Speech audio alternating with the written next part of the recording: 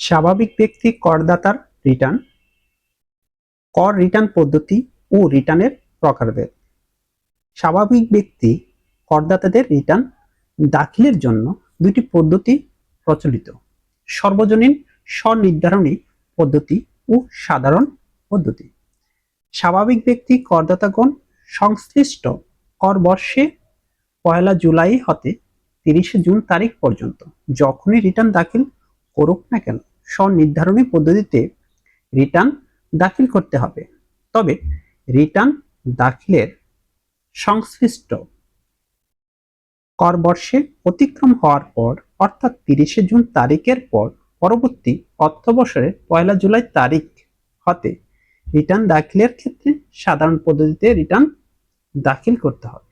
এক্ষেত্রে স্বনির্ধারণী পদ্ধতিতে রিটার্ন দাখিল করা কোনো সুযোগ নেই।